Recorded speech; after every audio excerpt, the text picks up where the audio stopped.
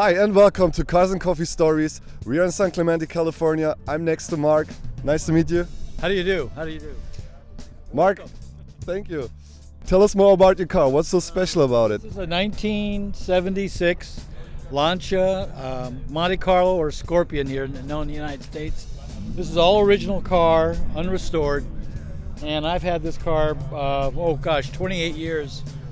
And as you can tell, it's a transverse mounted engine, 1.8 liter engine, and a 5-speed gearbox. And these cars were basis for a rally car, basically. They were amalgamated. I think they made 1,800 of them all told. These won the world championship in rallying in Group C and B, 3 times in a row. So they're right up there with Lancia Stratos. I was rallying in the 70s, a Lancia, and this was one car that a friend of mine and I used, and we had another car, it was a Zagato Lancia also. So yeah, but you don't do that much anymore. How does it feel to drive? Driving this car is like riding around in a little go-kart. They were quite advanced for their time. They didn't weigh much, and they had a lot of power. And of course, being very, very low, you got to watch yourself. People tend to want to run you over, but you just get right out of the way. What's your best moment with the car, or the worst? I think the best moment for me was when I was invited to drive this car in the California Mille Miglia years in the inaugural event. Not as an official participant, but at least as a representing a real rally car. That was kind of the neatest thing for me in this car. And also beating Porsches to the off-ramp. The motor is, as I said, is a 1.8 liter transverse mounted, and it's got a gearbox, 5-speed gearbox, aluminum housing. This car has been modified slightly with big valve head, a larger DGV carburetor. It's got the original ANSA headers, exhaust headers, and exhaust system.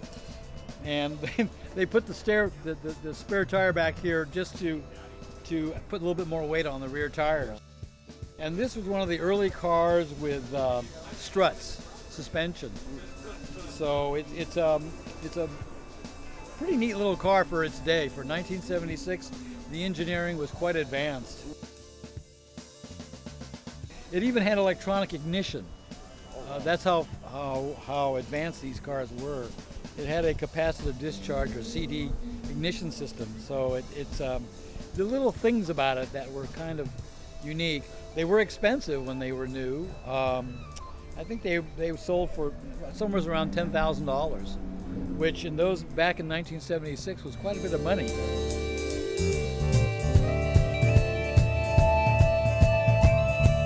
How often you drive it? Oh, I try to drive it at least 2 or 3 times a month.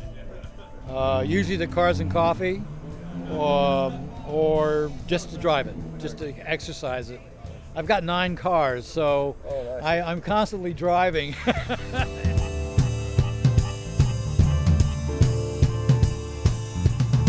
My favorite place to drive this car is an area called the Palos Verdes. It's a hill just south of downtown Los Angeles, and it's all twisty bits, and that's really what these cars were made for. They're not really a straight line grand touring thing. They're more in town or mountain roads, that sort of thing. That's where they're really a lot of fun. So it's a super rare Italian car. How difficult is it to maintain it? Yeah, it's challenging. But luckily for the internet, you can still find a few parts. It's pretty reliable, believe it or not. It's not that troublesome at all. It's just a matter of just maintaining things. The motor is pretty stalwart, and with a Weber carburetor, there's still parts available. People don't realize that Lancia has been around for over 100 years. They were very innovative. They were the first car manufacturer to be front-wheel drive, and even to have transverse-mounted engines. This is sort of the result of the old Stratos rally car, and of course the Falvia cars. They were terrific. What do you think of today's cars? They are efficient, and they are boring, and they are driving around like a refrigerator.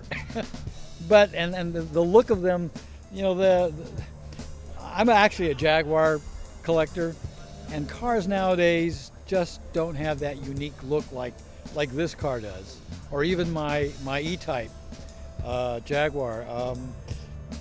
They all are starting to look very much similar, and I don't know if that's because of regulations or aerodynamics and making them more fuel efficient, but it would be nice to see cars look distinctive again, you know. I like this car for what it is. My favorite car is my E-Type or my Jaguar XJS. So there you are. I would like to see that. I have a real eclectic taste. Marc, thank you so much. You're very welcome. Thank you. Appreciate it.